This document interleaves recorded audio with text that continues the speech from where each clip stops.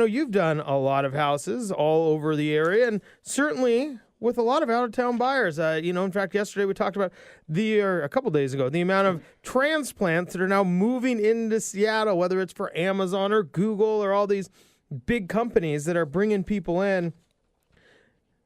You must see it. How are you, Dean? I'm well. Good.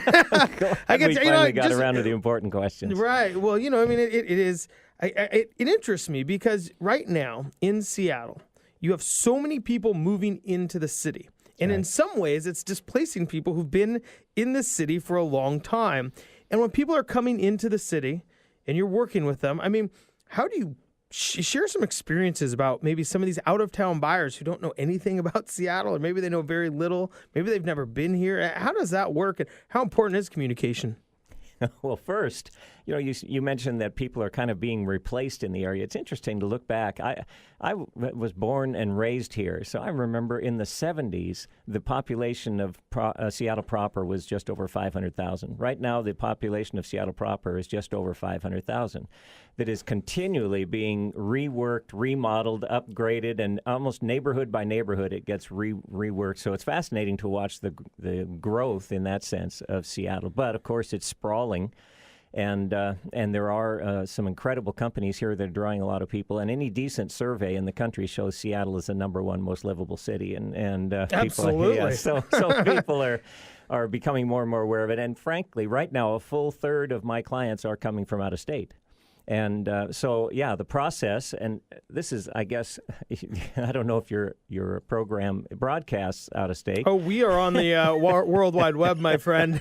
Okay, good. But hopefully this would be a benefit for people who are here and maybe moving someplace else as well. But there is a good process involved in moving from one state to another. People have called and said, White Center, that sounds clean. That must be a wonderful place. And Medina, the last Medina I went to was for an Islamic pilgrimage. So is it mostly, so people are completely unaware most of the time of the areas. And so it's a complete... So you're saying Medina is nicer than White Center here. You're making that claim right now. I'll just stay away from it. But the point is that sometimes the education can start from absolutely ground zero. Fortunately, of course, with the Internet, people have a chance to read about school districts, about communities and the things that they're involved in, about income levels and crime rates, and there are all kinds of things that they can do, and that's what we recommend, is to just get online and begin to do some self-educating on those things. But having lived here for 55 years also helps. Mm-hmm. And there are nuances about every area that we can provide. So finding a good realtor in the area is important. Finding a good lender in the area is important, I believe. That having the lender on hand when you're getting closer to those closing activities and things is going to be important. So those are two things. But reviewing all the cultural aspects of the different areas and just getting a sense of what you want, that's the first step. And then once you get it down to an area with your realtor's advice, then you get to the house itself. You're talking about the size of the yard, how big the living areas you want, the number of bedrooms, those kinds of things. So it really even starts back with this location piece and helping people understand what each location means in the city. Mm-hmm. Because it's true. Every location, area, neighborhood has a culture difference. It really does. There's better schools, there's better restaurants, there's about anything you could imagine. Yeah. In fact, I've done literally probably close to 1,000 evaluations for banks for their foreclosed properties. And most of the banks are out of state, and they're calling me asking for an evaluation. And I'll give them an evaluation on a home, and they'll say, well, there's one a mile and a half away that is $250,000 more. So how are you evaluating it like that? And and to be able to describe how Seattle is laid out, there's so many ups and downs, hills, valleys, lakes, rivers, ponds, the sound. And you can go literally 3 blocks and see a $250,000 difference in the same Somebody home. made a great point, too, that nobody in Seattle measures anything by miles. You're not like, oh, that's 5 miles away. Everything in Seattle is based on time. It's about a 20-minute drive. It's about a 10-minute drive. That's right. Right? 20-minute drive, about 5 and miles. And a mile That's and a right. half could be, I mean, depending on the time. If you're talking about, say, going from I-5 to Mercer, that mile and a half could be 45 minutes at a certain time. Yep. But to your point, a mile and a half can be a drastic difference. Well, and that brings up a good point. The whole aspect of commuting when someone's moving in from out of state. You can look at a map and feel like you've got a good commute from a certain area and really find out that it's disastrous. Whereas you can go quite a ways out on I-90 and still get into downtown Seattle in 15 minutes sometimes. Mm-hmm. It's having a good lay of the land is very important. So when somebody gets that lay of the land and they're from out of town, I mean, how do their visits kind of come down? Because now you've kind of communicated them about, hey, Medina's great if you want to live next to Bill Gates, and that's your style. Whose style isn't it? But now you got to kind of take people around. Right. How does that conversation, when you're taking them around, I mean, now you're showing them these different areas. What are a lot of out-of-towners kind of getting at or getting out of those drives? Well, usually if they're going to come in, they're expecting a couple days' worth of work out of a real estate agent. They don't want to come and see 2 homes. But generally, we will try to get it narrowed down. You can use Google Street to actually look at neighborhoods, and most home listings have 15 to 20 pictures, and you can get a good sense. You can look at homeowners' dues, for instance. You can compare a lot of things. And we try to get them to narrow it down, if they're going to come for a visit, to 10 homes. And that can be done ahead of time. I have sent people 200 ideas over the period of several weeks while they're preparing for their time. But a lot of those are irrelevant because things are selling so quickly that you aren't necessarily giving them an idea of what to buy, but to learn what to look for. And as they point out ones that they like, I give them comments about the area, about the shopping, about other things, and so over the process of those conversations over a period of time, they narrow down what they really want, and then when it comes to the actual visit, I ask them to send me their final list 4 to 5 days before they're coming, because if it's more than that, again, homes are turning too quickly for it to be relevant. But if you can get within a reasonable period of time and give me enough time to make the appointments and get everything scheduled and get the mapping done and do my own research on the homes ahead of time, a lot of times I'll go and look at them and might even narrow it down some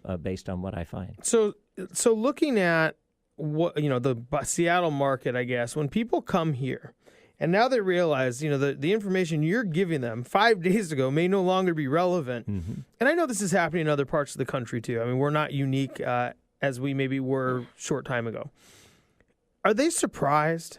I mean, are people surprised? Like, oh, my goodness. Like, I've heard Seattle's kind of booming, but, I mean, there's got to be 25 cranes between Bellevue and Seattle when other cities, are barely making it. Yeah. I think part of the reason that they're attracted is because they know of the vitality here. But it is always a little alarming when you get here. We had one of my clients made an offer on a house, actually it was a townhouse up in Issaquah Highlands. They were asking $335. He made an offer with an escalation clause up to $365. And he was third out of the 10 offers that came in. So that's kind of startling to people. We just heard about a house in Wallingford that had 42 offers on it. Yeah. Oh, that poor agent. 42 offers. I mean, it's just incredible. It is happening. And it depends on how it's priced. There are still homes that are on the market and have been on for a month without an offer. Yeah, they're domes. Yeah. Dean Orrico joins us with Kingston Real Estate. So, Dean, talk a little about, you have this communication with somebody who's from out of town. And now they've flown in, and you're kind of giving them the lay of the land. When they start going towards this, to make the decision, what tends to be the biggest sticking point for these out-of-town buyers? I mean, is it traffic? Is it location? Is it schools? What do you see as some of the biggest sticking points? Well, it depends on the personality of the buyer. This one younger kind of professional couple that I've been showing places to, it's turned out, as we've looked around, they've taken 2 trips up here now. And as we've looked around, it's turned out boy, downtown Ballard is really a cool place. It's almost become the hip factor for them, and their circles have drawn smaller and smaller based on the kind of the walk score, what's nearby and what's exciting and what's going on. And but for most of them, I would say commute. And once they get up here and get a taste of it, the commute becomes a real issue. Yeah. How far out are people willing to go? I mean, I guess this varies across the board. Yeah. But as house prices have gone up, I've been discussing how it's gone up sharply in Bellevue, Seattle, Kirkland, like this core area. And then as you go a little bit further out, it's gone up not as much and not as much. And the next shoe, I think, to drop is that people will start to push out of these core locations, and you're going to start seeing house prices go up pretty sharply in the, I guess I would call them, second level or whatever you want to say outside the core. That second circle outside of, the heart of the city. Yep. Do you tend to see people starting to move away from, okay, I don't need to be in Bellevue, I can be in Issaquah, or I can be out in Redmond, or I guess even taking it a step further, wherever people start to go? Yeah, we had one couple, they'd both grown up in North Bend, which gave us an advantage in terms of being a little more comfortable with a distance. But they started looking in the Des Moines area.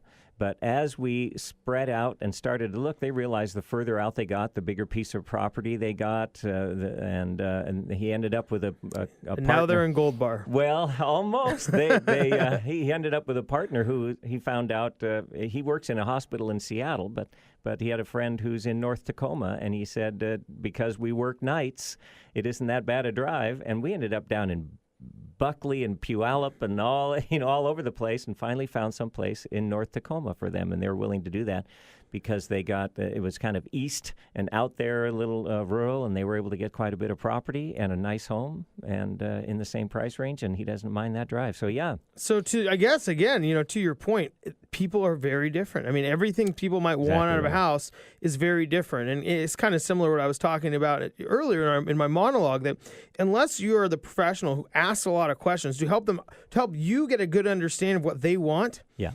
Then really it's almost impossible for somebody, especially coming from out of town, to say, oh, well, you're coming from out of town, you work at Amazon, we're going to Ballard, because they may have no interest in that place. So really getting that, that communication and understanding of what's important to a customer is so key. Yeah. Any of the long-time successful realtors will tell you it's not the ability to answer questions, but the ability to ask questions that makes you a good realtor.